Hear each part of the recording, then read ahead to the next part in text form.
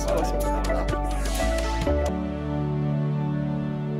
Olá, nós estamos iniciando mais um programa em Discussão com Vida e hoje nós temos a honra de receber no estúdio da TV Assembleia, da TV Alesp, o sociólogo e professor da Universidade de São Paulo, Rui Braga. Rui, muito obrigado, você que é um pesquisador, professor, um educador, que faz análise da conjuntura, da sociedade e trabalhou muito essa questão da precarização do trabalho. Você lançou 2 livros recentemente sobre a precarização, né? O primeiro deles chama A Política do Precariado e o segundo, A Rebeldia do Precariado. Eu queria que você falasse um pouco sobre esse trabalho, como que você vê essa questão da precarização do trabalho no momento atual que nós estamos vivendo. Muito obrigado, deputado Janás, pela oportunidade, pelo convite de estar aqui na TV Alesp. Bem, o tema da precarização no trabalho hoje é um dos temas-chave das sociedades contemporâneas, né? Enfim, é um tema que tem desafiado um conjunto de instituições e tem produzido efeitos que são efeitos políticos, né? Muitos deles ligados, inclusive, a questões de crises sociais, né? Como nós temos hoje um aumento das taxas de desemprego no mundo todo, e com o aumento das taxas de desemprego nós temos, consequentemente, um aumento do subemprego, ou seja, situações nas quais as pessoas desejam trabalhar mais em condições melhores, obter efetivamente direitos, enfim, conquistas, benefícios, certas garantias de proteção social e não alcançam essas conquistas e garantias. Consequentemente, isso tem estressado muitas sociedades nacionais. E ao estressar essas sociedades nacionais, você tem ali um aprofundamento, né, da crise social. Então, no mundo todo, quando você analisa problemas ligados, por exemplo, a ciclos, né, de protesto social, e ciclos de protesto social muitas vezes vinculados ao crescimento de discursos que são discursos populistas, muitos deles de direita, né, proto-fascistas, você olha para a base desses processos e você percebe que a precarização do trabalho encontra-se na base desses processos. No caso brasileiro, nós também vivemos um momento muito crítico do ponto de vista das condições da proteção do trabalho e esse momento ele tem se manifestado, né, de diferentes maneiras. Provavelmente a mais explícita, a mais clara delas seja evidentemente o aumento do desemprego e do subemprego, né, nos últimos anos. E, ao mesmo tempo, você tem aí um aumento da informalidade, com o aumento da informalidade, uma compressão, por exemplo, das rendas daqueles que vivem do trabalho, né? Hoje você tem claramente na sociedade brasileira a substituição de rendas, né, de quem vive do trabalho por rendas ligadas aí à informalidade. Então, rendas salariais por rendas ligadas à informalidade, entre os que vivem do trabalho. Então, a gente está passando por um momento muito crítico, né? E eu procuro, na verdade, nesses 2 livros que você citou, analisar como emerge essa figura, né? Que na realidade é uma parte, é um extrato da classe trabalhadora, né? Mas localizada naquelas ocupações mais precárias e que vive numa espécie de condição mais ou menos permanente, oscilando entre o aumento da exploração do trabalho, tendo em vista a mercantilização do trabalho, tendo em vista uma deterioração das condições de trabalho ou mesmo de assalariamento e, por outro lado, a exclusão social. Só para o telespectador entender melhor, claro. Rui, que setores você consegue apresentar para ilustrar a sua fala, né? Por exemplo, trabalhadores de telemarketing são, sem dúvida, trabalhadores precarizados, né? Que outros nenhuma. Setores além desse, por exemplo, para a pessoa entender? Na política do precariado, no livro anterior que eu organizei junto com o professor Ricardo Antunes, chamado Infoproletários, né? Nós analisamos, na realidade, a formação daquilo que a gente pode chamar de precariado do setor de serviços, muito claramente identificado ou, enfim, representado, né, pelo trabalhador, pelo teleoperador, né, o trabalhador na indústria do call center, que tem muitas características que o aproximam, né, e que o colocam, na realidade, no coração desse setor precarizado da classe trabalhadora. Na verdade, a indústria do call center, no mundo todo, né, ela representa, por assim dizer, a face mais visível desse precariado, né? No setor de serviços principalmente, porque nós também passamos por um processo de transição da indústria para o setor de serviços. Então, quando a gente fala em indústria do setor de serviços, claramente vem à mente, né, esse setor do call center. Mas não apenas, né? Historicamente, sociedades como a brasileira, uma sociedade com capitalismo, enfim, tardio, semiperiférico, né? Com um desenvolvimento muito truncado, com características muito próprias, né? Por ser um capitalismo semiperiférico, o setor informal sempre teve uma presença muito marcante, né? Na economia, na estrutura social brasileira. Então, muito daquilo que a gente pode identificar como sendo uma parte, né, expressiva do precariado, sem dúvida nenhuma que está na informalidade também. Geralmente, isso é formado pelo chamado trabalhador autoempregado, trabalhador por conta própria, aquele tipo de trabalhador que, para sobreviver, ele é obrigado, por exemplo, a ir para as ruas, a vender coisas, ou apostar num comércio, num pequeno comércio, um comércio informal, muitas vezes, né? Então, o que nós temos na realidade é um amálgama de grupos de trabalhadores e que mais recentemente, talvez essa seja uma das grandes novidades no momento, né? Esteja contando com uma crescente presença de setores da sociedade que antigamente eram considerados setores de classe média ou ocupações e profissões de classe média, né? Setores intermediários da sociedade, que conforme a crise avança ou mesmo a reestruturação das empresas também se aprofunda, eles vão perdendo aquele status, perdendo aquelas condições de remuneração, perdendo aquelas condições de estabelecer bons contratos e vão decaindo socialmente e se somando a esse conjunto de grupos que já fazem parte propriamente do ponto de vista histórico, do ponto de vista sociológico, desse grupo, né, do chamado precariado. Então, hoje você tem muitos PJs, né, pessoas jurídicas, por exemplo, que são profissionais qualificados, normalmente estariam associados às ocupações de classe média, mas que na realidade, em termos de condições de remuneração, em termos de condições de vida, decaíram para essa condição de trabalhadores sem proteção ou desprotegidos de uma maneira ampla, né? Muitos deles ligados a áreas técnicas, como a informática, alguns deles ligados, por exemplo, ao setor da comunicação, jornalistas e publicitários, muitos deles vinculados aí a áreas técnicas como a arquitetura, pessoal ligado aí à construção. Muitos desses profissionais hoje decaíram do ponto de vista da remuneração, não do ponto de vista do status, muitas vezes eles continuam se destacando, mas do ponto de vista da remuneração, do ponto de vista das condições de contratação da força de trabalho, decaíram a uma condição precarizada. Isso tudo diz respeito a mudanças profundas da sociedade brasileira e da sociedade mundial, que tem ocorrido em larga escala. Quer dizer, o meu primeiro livro, A Política do Precariado, era basicamente um livro sobre a formação do precariado no Brasil. O segundo livro que você citou também, A Rebeldia do Precariado, diz respeito à formação desse precariado global. Eu dou um recorte, digamos assim, que é um recorte focado basicamente naqueles países da semiperiferia do sistema capitalista, chamado Sul Global, Brasil, África do Sul e Portugal.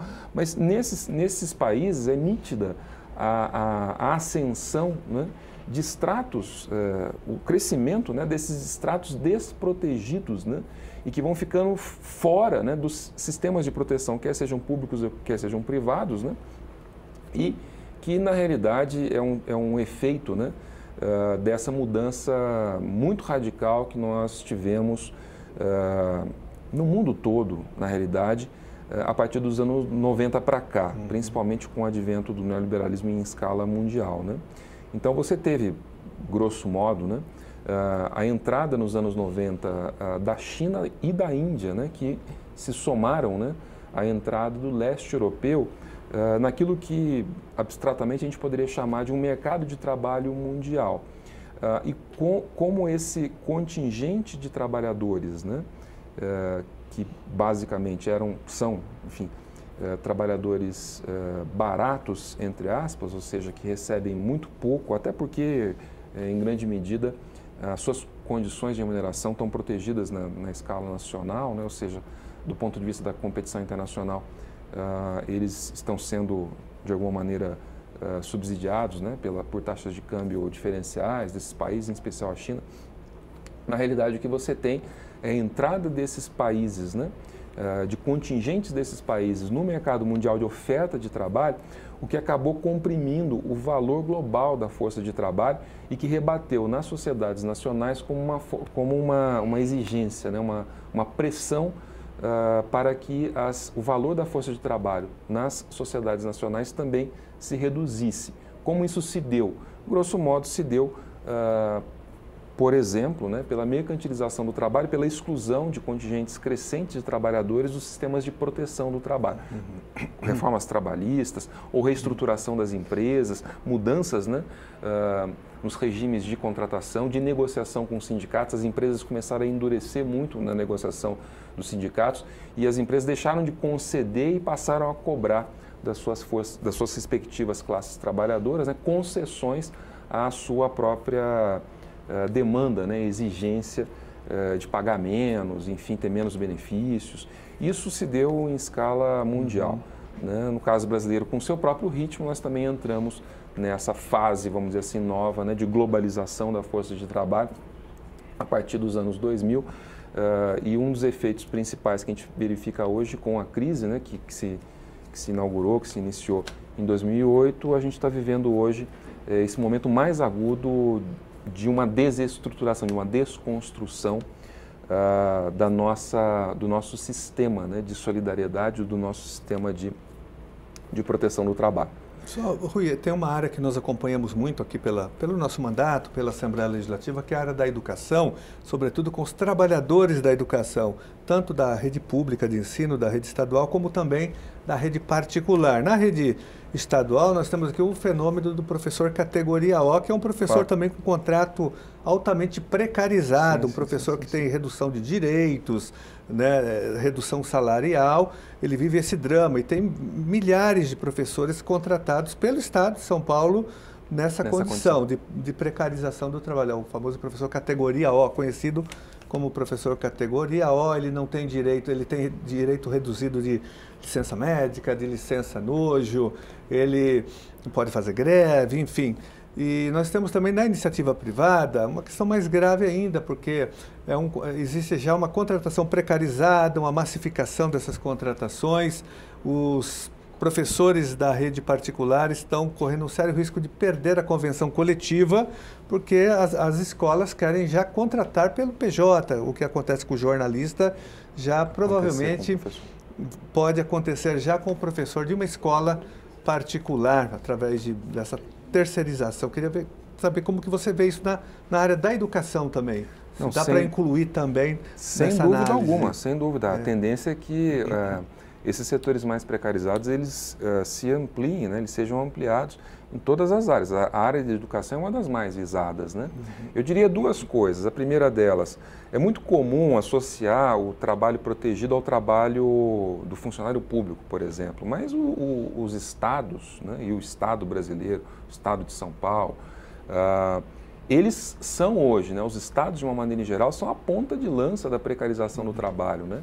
Eles têm feito sistematicamente, sucessivamente, reformas, enfim, nos seus sistemas protetivos, e eles têm cada vez mais ampliado, né, ou recorrido com mais frequência à contratação de trabalho terceirizado, né? O Estado, no caso brasileiro, ainda limitado até a reforma da CLT de 2017 a certas atividades que são atividades MEI, consideradas atividades MEI, mas a partir da reforma da Previdência agora isso se generaliza, né? E eu não tenho a menor dúvida de que os diferentes estados, quer seja por uma questão fiscal, quer seja por uma questão de política propriamente, ou seja, para atacar os sindicatos dos funcionários públicos, né, vai recorrer de forma muito aguda à contratação de tudo quanto é tipo de profissional que antigamente estava ligado à finalidade última do Estado, né, na área de educação, saúde, enfim, mesmo algum setor burocrático, vai recorrer ao trabalho terceirizado. E o trabalho terceirizado, naturalmente, tem tudo a ver com esse trabalho precarizado, porque diminui direitos, diminui, enfim, do ponto de vista dos benefícios, praticamente não existe benefício nenhum. A negociação com o sindicato é muito mais dificultada. Os sindicatos de trabalhadores terceirizados geralmente são sindicatos muito frágeis e você vai ter vamos dizer assim, a tendência, né, a partir da reforma da CLT, é que esse tipo de trabalho ele se generalize, ele se torne propriamente vamos dizer assim, um trabalho que vai crescer em número com muita frequência. E a segunda questão, que aí diz respeito à questão do setor público, do setor privado de contratação de professores, tem a ver, sem dúvida alguma, com essas mesmas tendências, só que de uma maneira ainda mais radical, né? Com recurso ao trabalho intermitente, com recurso ao PJ, né? Os professores vão ser estimulados, ou estimulados entre aspas, obrigados, né, a criar suas empresas para prestar serviço para as escolas. Provavelmente deve ocorrer uma mudança progressiva, porém aguda, né? Sem dúvida nenhuma, consistente na estrutura da contratação desse professor, porque agora pode ser contratado via contrato intermitente ou trabalho terceirizado. E deve-se multiplicar essas experiências que a gente já tem visto, né? Aqui e ali, pontuar, que são os aplicativos, né? E a contratação de professor, a tal da uberização do trabalho chegando ao mundo da educação, né? Ao universo da educação, com a contratação via aplicativos ou via, enfim, WhatsApp ou coisas do estilo, né? As escolas possivelmente vão recorrer, né, a esse tipo de expediente para mobilizar a sua força de trabalho, os professores, né?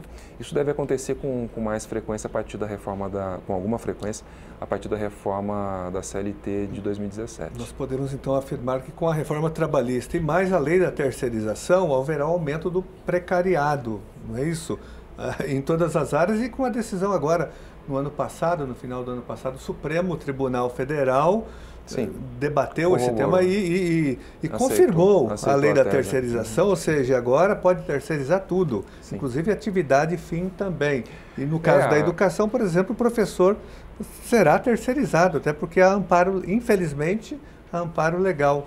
Não, eu tenho dito isso desde 2013, quando começou a discussão da PL 4330, né, que era a chamada lei da terceirização. Isso. Eu tenho afirmado isso, quer dizer, a partir do momento em que você, enfim, autoriza, né, ou permite que as atividades fim, elas possam ser terceirizadas, né, na realidade o que você está tendo é uma mudança estrutural do mercado de trabalho, no caso do Brasil, né? Ou seja, se hoje, do ponto de vista do mercado formal, né, a maior parte do emprego é diretamente contratado e a menor parte é terceirizado, em pouco tempo, em coisa de 3, 4, 5 anos, né, vai haver uma mudança. A maior parte será trabalho terceirizado e a menor parte será trabalho diretamente contratado, com efeito sobre a renda, sobre as condições de trabalho, acidente de trabalho, adoecimento, tudo isso colocado aí na conta do trabalhador terceirizado, que de fato é um trabalhador mais explorado. Jornadas mais longas, remuneração menor, né? Praticamente sem benefícios ligados aí à contratação, à negociação coletiva, com os sindicatos. Isso tudo é, a rigor, o que se espera do mercado de trabalho brasileiro no futuro próximo, o que naturalmente vai aumentar muito a presença desses setores mais precarizados na composição da força de trabalho no Brasil, né? Hoje em dia já é um setor muito importante, né? Principalmente ligado à questão do desemprego, né? Mas é um pouco aquilo que a gente dizia, né? O desemprego tem uma componente que é conjuntural, né? Então tem a ver um pouco com ciclos econômicos, com a crise e coisas do estilo, né? Então seria, por exemplo, compreensível, ou a gente poderia esperar, né, que passada a crise houvesse uma recuperação econômica e, consequentemente, uma recuperação do emprego. E, naturalmente, esse setor, entre aspas, né, super precarizado, subempregado, que cresce muito na conjuntura do desemprego, ele diminuiria conforme a diminuição do desemprego. Não, esse não é o cenário que a gente tem pela frente. O cenário que a gente tem pela frente, tendo em vista exatamente as reformas, a CLT, tendo em vista a lei da terceirização, tendo em vista o aumento exponencial do trabalho, da contratação de trabalho intermitente, a flexibilização da legislação, tendo em vista a própria disposição do Estado, né, de contratar trabalho terceirizado e das empresas também, o que nós teremos, mesmo que haja uma recuperação, que eu reputo que vai ser muito lenta, né, do estoque de emprego no Brasil, mesmo que haja essa recuperação, a massa desse emprego que vai ser gerado é um emprego precarizado. E como que você vê o impacto, né, do aumento da precarização, do precariado, primeiro na previdência social, que tem um impacto, porque essas pessoas não contribuem, e no mercado consumidor também, né, porque você vai ter empresas produzindo, mas você vai ter uma diminuição salarial drástica.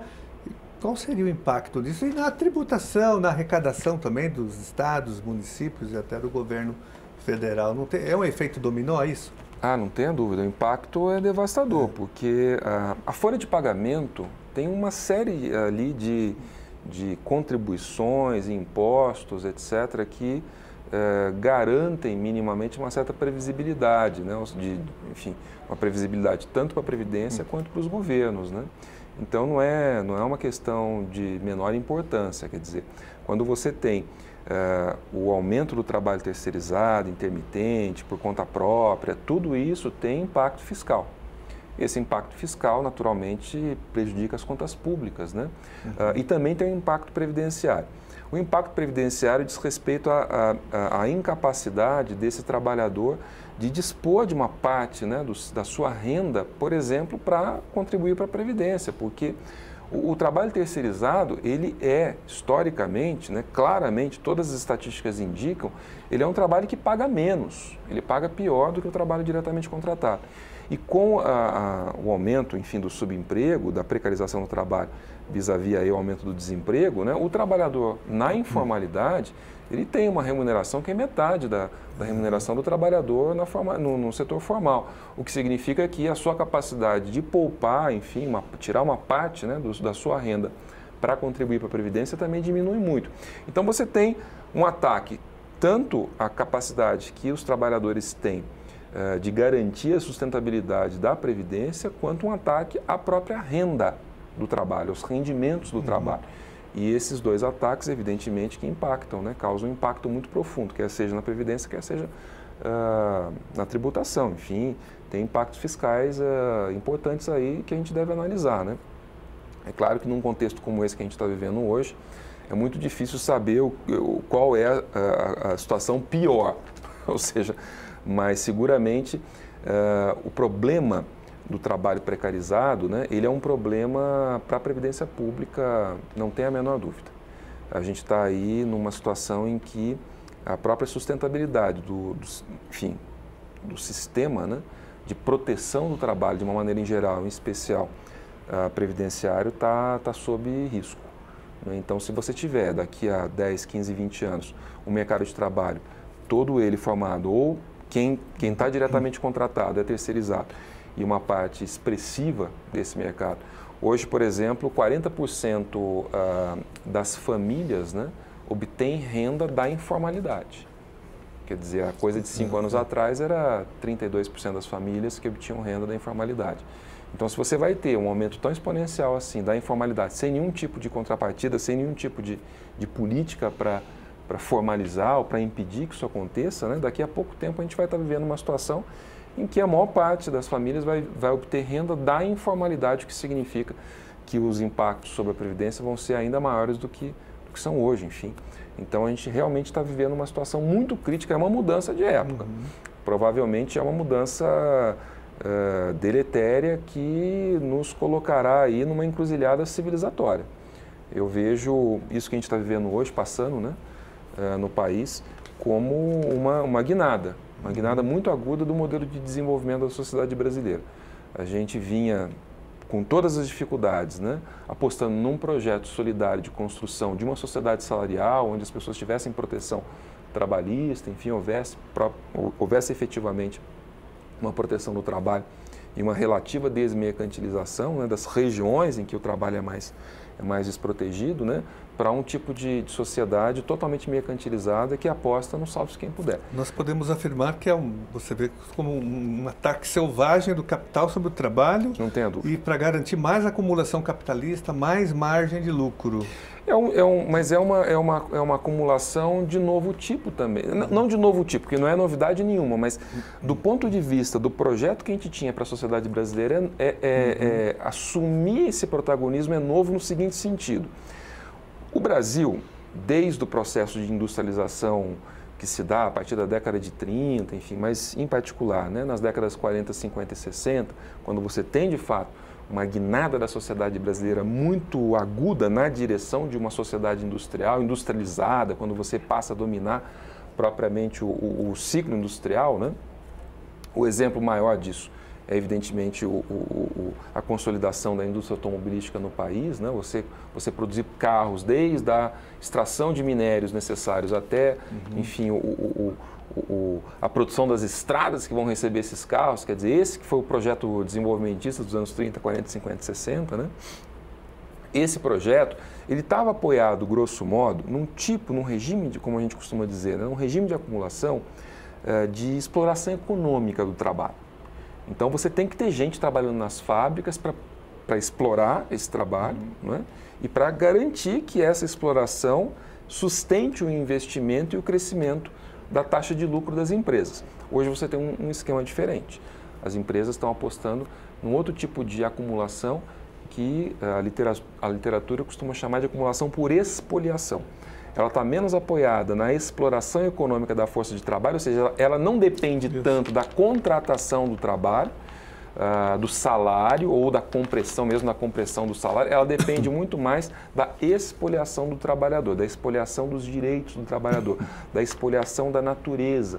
Haja vista, por exemplo, aquilo que tem acontecido sistematicamente com a área de mineração, em especial com, enfim, Brumadinho recentemente, mas com o Vale do Rio Doce, como aconteceu há 3 anos atrás, 2 anos e meio atrás. Ou seja, você tem aí uma expoliação da natureza, como você tem também uma expoliação das rendas, dos rendimentos do trabalho via mercantilização do dinheiro. Então, basta você olhar o nível de endividamento das famílias, né?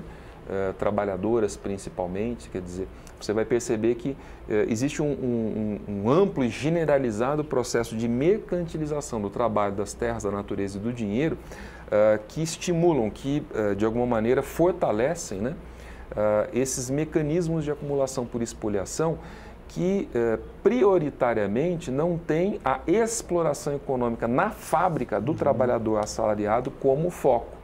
Eventualmente isso pode acontecer também, quer dizer, e acontece indiretamente, mas principalmente o modelo é o modelo da financiarização das empresas, é ganhar dinheiro com ativos financeiros, mercado de câmbio, transformar as empresas em praticamente plataformas de acumulação financeira, é a expoliação do trabalhador dos seus direitos, direitos previdenciários, direitos trabalhistas, enfim, proteção, sistema protetivo de trabalho, é o endividamento das famílias, é você fazer com que setores crescentes da sociedade dependam efetivamente de fazer parte desses mecanismos de expoliação. Então você tem hoje no Brasil nitidamente uma mudança de época, né? A gente está passando por ajustes atrás de ajustes, né? Que apontam nesse sentido, né? A PEC dos gastos do governo federal, a contra-reforma trabalhista, a lei da terceirização, agora a proposta de reforma de contra-reforma, na realidade, da Previdência Social, isso tudo aponta... Até mesmo a reforma do ensino médio também, a reforma do ensino médio com algumas características, sem dúvida nenhuma. A gente nunca pode, nós não devemos nos esquecer que existe também um processo de expoliação do conhecimento que a sociedade gera, de privatização desse conhecimento. Então, tudo aquilo que ataca o que é público, por exemplo, na área da educação, amplia a expoliação do setor privado. Rui, nós vamos fazer um rápido intervalo e voltamos aqui fazendo a entrevista com você e debatendo esse tema muito importante que é a precarização do trabalho.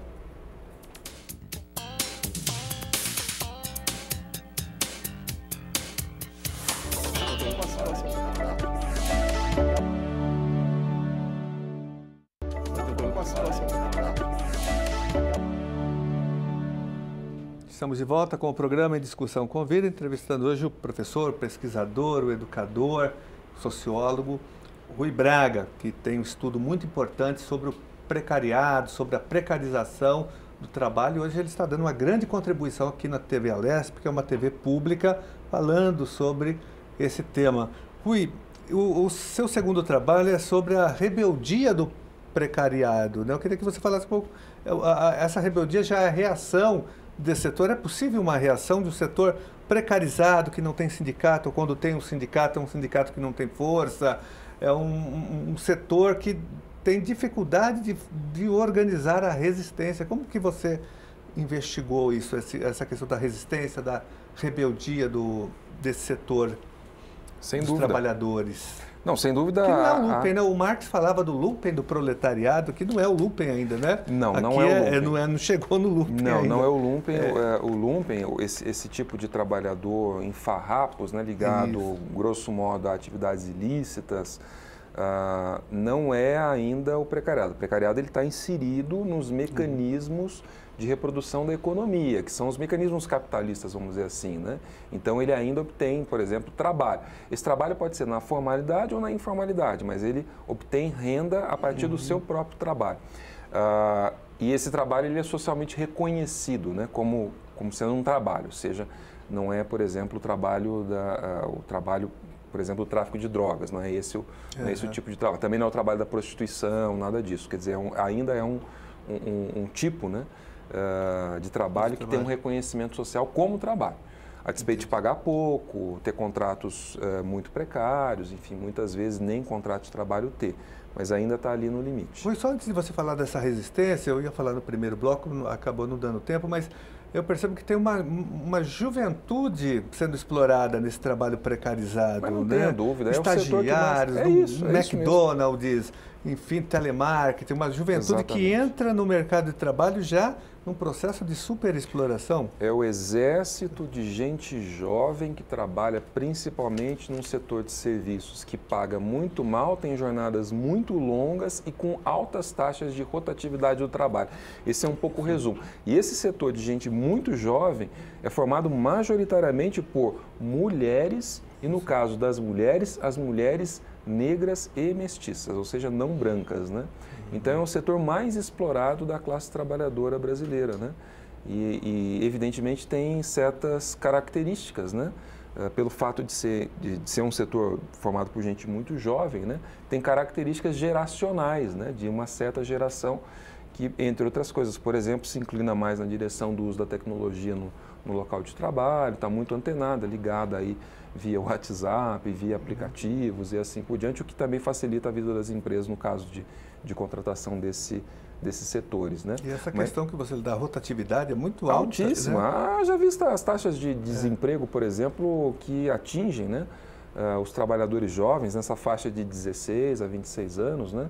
Elas são taxas que são o dobro das taxas normais de desemprego no país. Hoje, se você tem aí, sei lá, 12,7 milhões de trabalhadores desempregados, seguramente a maior parte desses trabalhadores é formado por trabalhadores jovens, né? Quer dizer, a taxa hoje de desemprego está em 12%, a taxa de desemprego entre trabalhadores jovens é 25%, 26%, 27%, a taxa oficial medida pelo IBGE. Então, você tem aí um setor realmente mais jovem, em condições muito instáveis e inseguras de vida, né?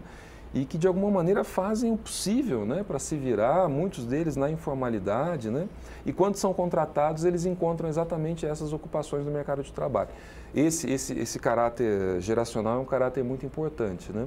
O que leva à questão da rebeldia do precariado, né? Nesse livro, né, Rebeldia do Precariado, eu procurei analisar a onda, né, de protestos que, de alguma maneira, varreu, né, partes importantes do mundo, né? A partir principalmente da crise de 2008, chamada crise da globalização, né? Atinge a Europa em 2010, 2011, você tem todo aquele ciclo, né, dos indignados, né, no caso de Portugal e da Espanha, que eu analisei no livro. Então, essa crise ela se espalha, né, por outros países e eu acabei analisando também, né, enfim, as formas dessa revolta, dessa rebeldia dos setores mais precarizados na África do Sul e no Brasil a partir de 2013, com a jornada de junho de 2013. Né? Então, eu procurei analisar esses fenômenos no seguinte sentido, quer dizer, buscando tentar entender quais as mudanças, o que de inovador a gente consegue identificar neste momento. Né? E a inovação principal que eu consegui aferir, ou seja, que eu analisei, foi basicamente que o protesto social, as formas de resistência, né, ligadas principalmente ao mundo do trabalho, elas estavam se deslocando das fábricas, aquelas formas mais tradicionais, por exemplo, né, a greve é a forma mais tradicional, mas não apenas, também protestos mobilizados por sindicatos e assim por diante, né? Ou paralisações da produção, enfim. Essas formas mais tradicionais, né? Ligadas ao espaço privado do trabalho, quer seja fábricas ou escritórios, elas estavam cedendo lugar a um tipo de protesto social que se colocava na esfera pública, em especial protestos de rua, né? Então as pessoas usavam as ruas, avenidas, praças públicas, né? Ou mesmo as comunidades, né?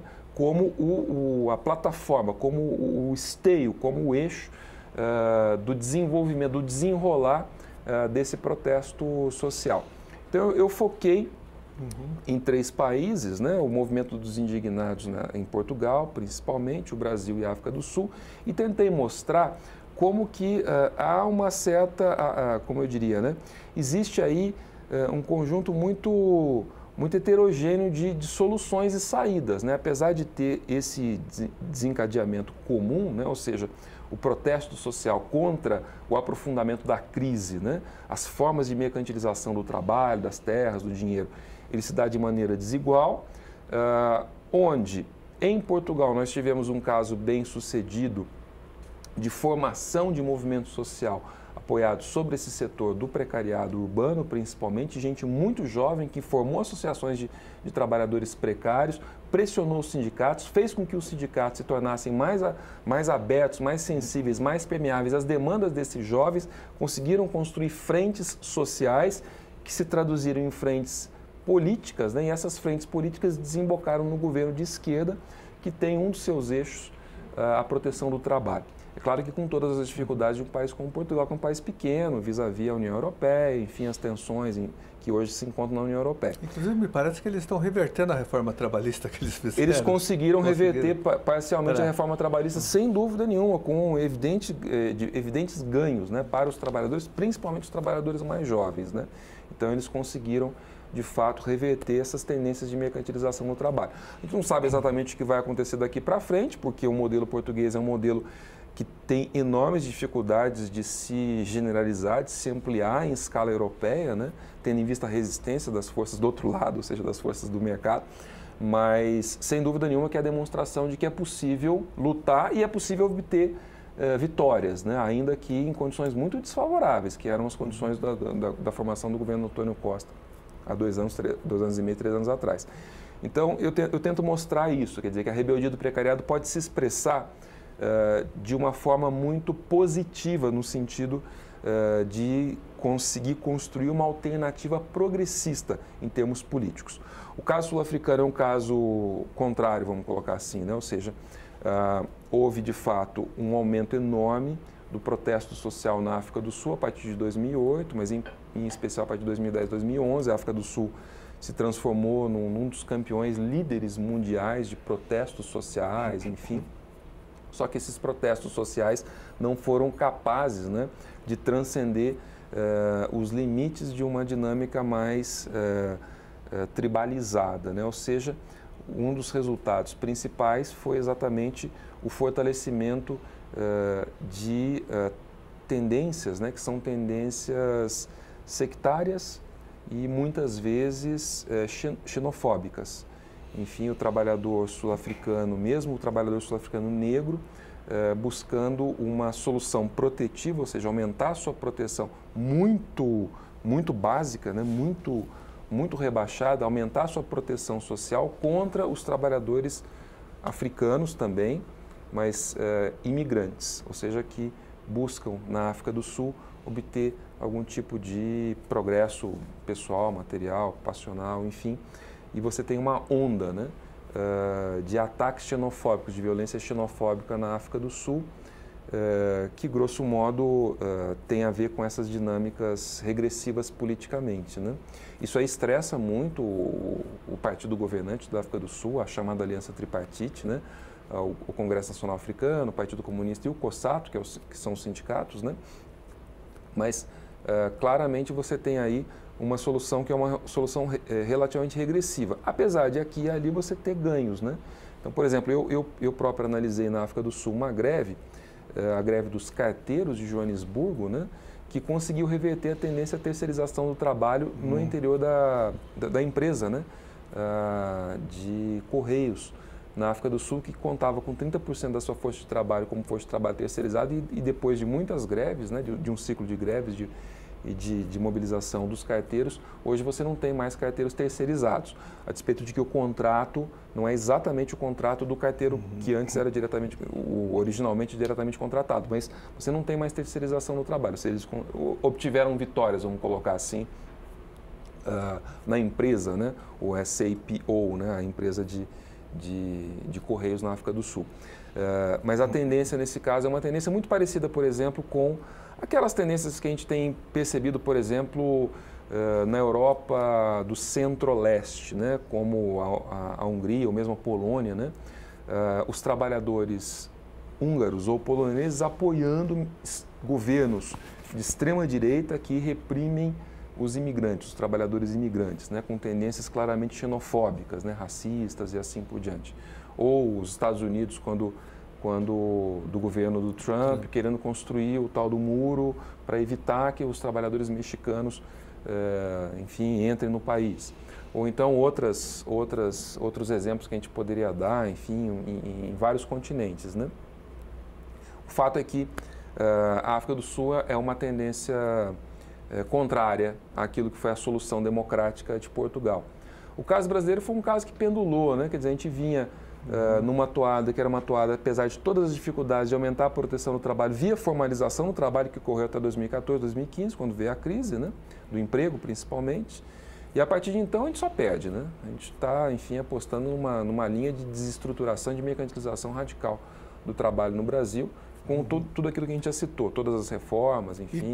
E também o desmonte do Estado, Rui, porque desmonte do Estado, do serviço, claro. Com muita força, acho que no segundo governo da presidente Dilma, que começa, ela implanta uma política neoliberal de ajuste fiscal, e aí você em governo Temer, com as reformas que você citou, a PEC da morte, a tentativa da reforma da Previdência, a lei da terceirização, a reforma trabalhista, e agora também com o governo Bolsonaro, com o Paulo Guedes, que é ultraliberal, defende um ajuste fiscal extremamente, eu diria que selvagem, o Brasil. Como que você vê hoje, então, esse desmonte do Estado, o governo Bolsonaro, Paulo Guedes, as propostas apresentadas até agora nesse sentido? Sem dúvida, Carlos. A gente tem hoje no país um horizonte da vida política, né, que é um horizonte marcado por aquilo que eu costumo chamar de desmanche da sociedade salarial. Então, tudo aquilo que está relacionado à proteção do trabalho, do trabalhador, das famílias trabalhadoras, né, está sendo atacado. E esse desmanche implica a desconstrução, né? A gente viu recentemente o senhor Jair Bolsonaro, atual presidente da República, dizer que nos Estados Unidos, o que também é sintomático, de que o governo dele não pretende construir nada para os trabalhadores. Antes precisa desconstruir, né? E a desconstrução é de todas as instituições, na realidade, que foram criadas a partir da década de 30, 40 principalmente, com a promulgação da CLT e com a construção de um polo protetivo do trabalho no Brasil, as instituições que serviam para organizar, por exemplo, o mercado de trabalho, para combater, por exemplo, o aumento da desigualdade social entre aqueles que vivem dos rendimentos do trabalho e dos que não vivem dos rendimentos, que vivem de renda, os capitalistas, os cientistas, enfim, muitos setores ligados aí às chamadas classes médias, né? Talvez o exemplo mais nítido a propósito disso tenha sido a extinção do Ministério do Trabalho. Quer dizer, nem a ditadura ousou extinguir o Ministério do Trabalho, porque via no Ministério do Trabalho um instrumento estratégico de construção, de consenso, né? Ou de mediação com o mundo do trabalho brasileiro, ainda que sob pressão, sob uma constante pressão autoritária. O Ministério do Trabalho nunca foi, desde que ele foi criado pelo Getúlio Vargas em 1931, em janeiro de 31, ele nunca havia sido eliminado, né? E o governo Bolsonaro eliminou o Ministério do Trabalho. Como também enfraqueceu o Ministério Público do Trabalho, como enfraqueceu a fiscalização do trabalho, como tem atacado sindicatos, como tem atacado a Justiça do Trabalho e os sindicatos. Quer dizer, haja vista recentemente essa medida provisória, né, contra a cobrança da contribuição sindical. Essa sua intervenção me lembrou, Eu queria ver se você concorda e faz a mesma comparação. Darcy Ribeiro tem aquela famosa frase de que a crise da educação não é uma crise, é um projeto. Então, sem dúvida. Esse é um projeto. Esse é o projeto do governo Bolsonaro, a desconstrução, o desmanche. O desmanche. Esse é um governo muito ruim, não é insensível, não. Isso é um projeto. Mas não é que ele é ruim, é que é um projeto. Não tem a menor dúvida. O projeto é o desmanche da sociedade salarial brasileira. Então, tudo aquilo que a gente construiu entre 43, para pegar um exemplo, um período histórico, entre 43 e 88, essa sociedade, esse projeto de sociedade, que a duras penas estava conseguindo se estruturar, se organizar, esse projeto de sociedade tem que ser varrido. E ele precisa ser substituído por um desprojeto. Mas um desprojeto que tem um norte, e esse norte é o aprofundamento da mercantilização do trabalho, da natureza, da desconstrução de qualquer forma de proteção da natureza, enfim, haja vista aí todos os ataques que ele faz aos indígenas, aos povos originários, aos quilombolas, enfim, e a desconstrução, e também um ataque à mercantilização da renda. O projeto de reforma da Previdência é uma clara demonstração disso. Por quê? Porque o dinheiro que está na Previdência é um dinheiro desmercantilizado. A lógica que regula esse dinheiro, que é uma enorme quantidade de dinheiro, que foi acumulado por gerações de trabalhadores com muito esforço nesse país durante muitos anos, essa enorme quantidade de dinheiro não se limita ou não se submete a uma dinâmica mercantil. Ela é regulada pela política. Então, por exemplo, quem é que regula o reajuste do benefício previdenciário? É uma política, que é de valorização do salário mínimo acima da inflação. Isso é uma política, quer dizer, não é uma questão mercantil. Essa enorme quantidade de dinheiro que está fora dos bancos e que está na mão do governo, enfim, fora dos bancos eu digo. Do Estado, do Estado. Está na mão do Estado, pode estar na Caixa Econômica, enfim, mas está na mão do Estado, sob o controle do Estado, essa enorme quantidade de dinheiro precisa ser mercantilizada segundo a lógica do governo Bolsonaro e do senhor Paulo Guedes, Chicago Boy, ministro do governo Bolsonaro. Ou seja, essa quantidade de dinheiro ela tem que migrar, ela tem que deixar de ser uma quantidade na mão do governo e passar a ser uma quantidade na mão dos bancos. Como que vai se fazer isso, essa transição? Aprovando o princípio da capitalização, que é uma poupança que o trabalhador vai utilizar, vai abrir, para efetivamente se aposentar daqui a 30 anos. Só que isso, infelizmente, todos os dados mostram isso. A Organização Internacional do Trabalho acabou de publicar um estudo muito sério, que fez o balanço das reformas previdenciárias dos últimos 30 anos, e todos os dados mostram e apontam na direção de que esse sistema ele é um sistema fadado ao fracasso. Praticamente não houve nenhum exemplo historicamente importante, relevante, de reforma da Previdência com a adoção de regime de capitalização que tenha dado certo no mundo todo. O exemplo do senhor Paulo Guedes, que é o caso chileno, produziu uma compressão brutal dos benefícios, as aposentadorias são menos da metade do salário mínimo daquele país, com um efeito social devastador. Hoje o Chile é um país onde os seus aposentados pensam e executam seriamente suicídios porque não conseguem viver da sua aposentadoria depois de trabalhar a vida toda. Então, esse regime que está sendo, aventado, está sendo proposto, ele é um regime que vai, completar esse desmanche.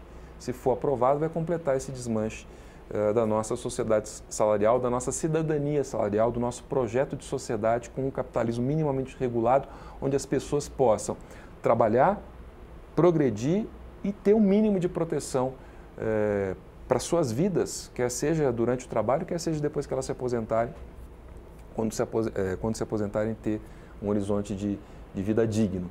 Então é isso que o governo, está tentando fazer, eliminar esse projeto de sociedade que balizou a nossa sociedade, durante tantos anos, nos aproximar do que eu costumo chamar de um nível, um tipo de sociedade muito parecida com o que eu observei quando eu estava na África do Sul. Um nível de proteção do trabalho mínimo, com um salve-se quem puder, uma verdadeira briga de todos contra todos e o Estado muito violento tendo que agir de formas cada vez mais violentas para manter um mínimo de unidade nacional. Esse é o futuro que nos espera caso esse projeto ele saia vitorioso. Rui, nós encerramos aqui o nosso tempo, já extrapolamos. Eu quero te agradecer muito pela aula que você deu aqui, pela análise que você fez aqui, contribuindo para que o telespectador da TV Assembleia tenha acesso a mais informações sobre esse momento, sobre a precarização do trabalho. Só aqui termino dizendo que, citando aqui uma frase de Paulo Freire, um grande educador, dizendo que o mundo não é, o mundo está sendo. Você fez uma análise importante, agora nós podemos alterar essa realidade através de mobilização, de luta e de resistência, porque o povo brasileiro não pode aceitar esse modelo de exploração que vai acabar com o Brasil, com o Estado e com a seguridade social. Rui, muito obrigado pela sua contribuição. Muito obrigado, deputado Gianazzi, pelo convite, pela oportunidade de estar aqui numa TV pública discutindo esses temas. Obrigado.